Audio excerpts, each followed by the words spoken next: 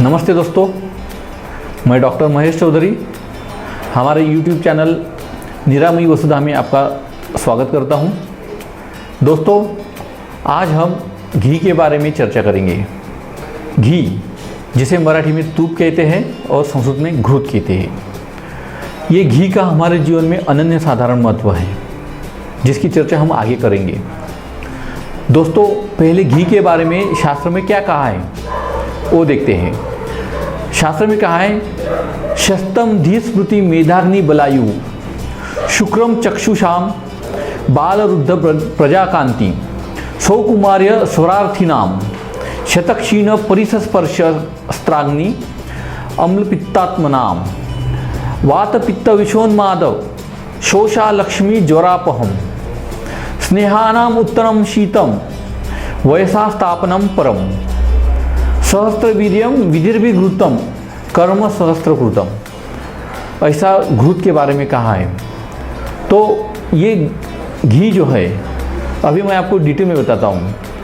इसकी बहुत प्रशंसा की गई है शास्त्रों में। ये धी, धृति और स्मृति, जो तीन प्रकार की बुद्धि होती है, वो तीनों बुद्धि बढ़ाने वाला होता है। बल और आयु प्राप्त करने वाला होता है। शुक्र बढ़ाने वाला होता है। शुक्र सप्त धातु वर्धन होता है। चक्षुषा मतलब आँखों की ज्योति टिकाने वाला होता है, आँखों में दोष पैदा नहीं होने देता।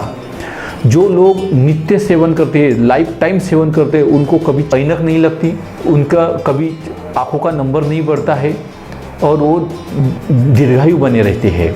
बाल और वृद्ध सब लोग ये घी सेवन कर सकते हैं। सौकुमार्य मतलब छोटे बच्चे भी, स्वरार्थी नाम स्वर जिससे अच्छा होता है। क्षतक्षीण जो क्षीण है, क्रूश है, ऐसे लोगों के लिए। परिस्पर्श मतलब ये तो सोने पे सुहागा है अगर ऐसे लोगों ने लिया तो।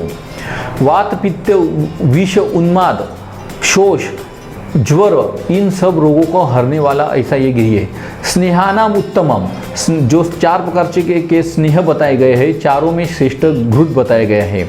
शीतम वयसहा, वयस्थापन करने वाला, शीत गुण है, जो वयस्थापन करने में, दीर्घायु करने में सर्वश्रेष्ठ कहा गया है। ऐसे हजारों वीर्य वाला ये घृत जो है, इसके हजारों कर्म है। तो दोस्तों, ऐसा शास्त्र में वर्णन मिलता है। ऐसे घी का रस मधुर है, विपाक मधुर है और वीर्य शीत है। ये सर्वस्निग्धों में उत्तम है, जैसा मैंने कहा।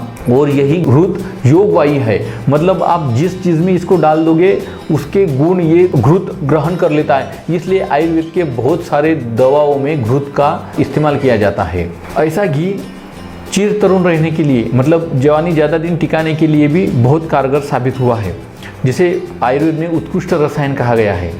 दोस्तों, ऐसा जो घी है, ये सप्त धातु वर्धन, शुक्रवर्धन, ओजवर्धन, आयु स्थापन करने वाला घी है।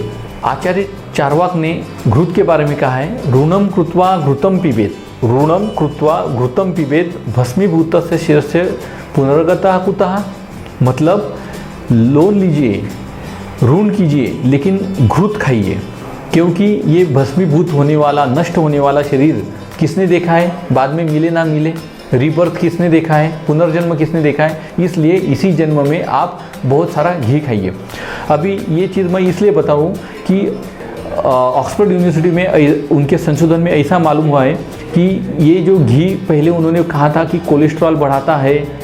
मैं गाय के घी की बात कर रहा हूँ, भैंस के घी की नहीं। तो ये गाय का घी कोलेस्ट्रॉल बढ़ाता है, इससे हाइपरटेंशन होता है, हार्ट अटैक आता है, वगैरह वगैरह ऐसी चीज़ें ये करता था। लेकिन हाल ही के रिसर्च में ओमेगा 3, ओमेगा 6 ऐसे प्रोटीन्स उसमें पाए गए हैं कि जो उल्टा हाइपरटेंशन और हार्ट अटैक को दूर करता है, कोलेस्ट्रॉल नॉर्मल रखता है। जो अच्छा कोलेस्ट्रॉल होता है वो बढ़ाता है और बैड कोलेस्ट्रॉल को घटाता है, ऐसा ऑक्सफोर्ड यूनिवर्सिटी के रिसर्च में माना गया है। दूसरी बात, ये जो घी होता है ये नेचुरली टिकाऊ होता है। इसके लिए किसी टिकाऊ मतलब टिकाने के लिए इसको फ्रिज की ज़रूरत नहीं पड़ती है। दोस्तों, ये घी में बहुत सारे उसके हिसाब से फ़र्क बताए गए हैं। घी जितना पुराना उतना ज़्यादा असरदार, गुणकारी होता है।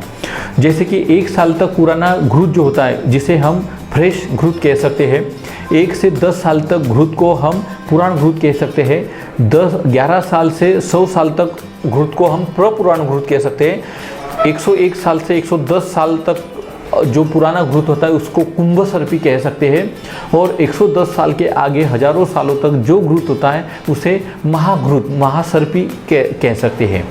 तो दोस्तों घृत जितना पुराना उतना उसमें गुण ज़्यादा होते हैं, लेकिन जितना घृत पुराना उसमें उग्र गंध होता है, इसलिए वो खाने में खाया जा नहीं सकता, इसलिए उसको दवा में इस्तेमाल कर सकते हैं। अभी आजकल घी बनाने की एक और मेथड है। पहले हम नेचुरल मेथड जानते हैं, दूध को गर्म करके उसको ठंडा करके उसका दही लगा के दही को मंथन संस्कार करके उससे जो मक्खन निकाला जाता है, मक्खन को गर्म करके जो घी बनाया जाता है वो ओरिजिनल घी होता है। लेकिन आजकल क्या होता है, ज़्यादा प्रॉफिट के लिए ये कंपनियां दूध को डायरेक्ट मंथन संस्कार करके उससे क्रीम निकाल लेते हैं और वो क्रीम को डायरेक्ट गर्म करके घी बना लेते हैं। तो ये शास्त्र को अमान्य है, ये आयुर्वेद को अमान्य है, ये इस प्रोसेस से निकाला हुआ घी नहीं खाना चाहिए।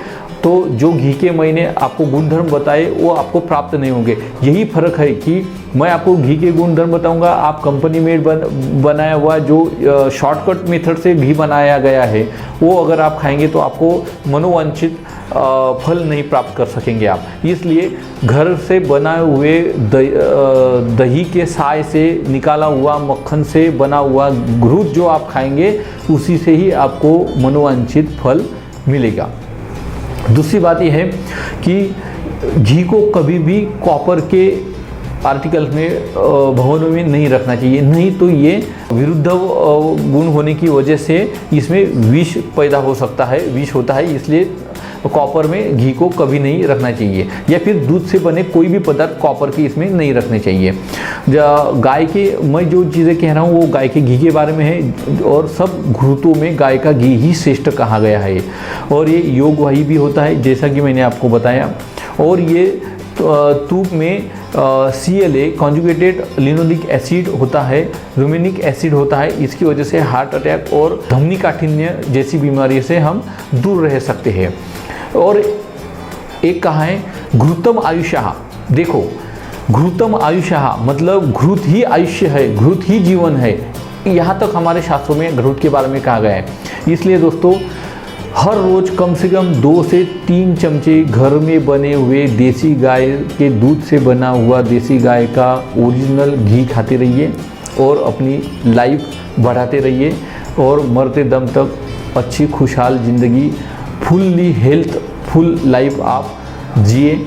ऐसे मैं भगवान धन्वंतरी के चरणों में प्रार्थना करता हूँ।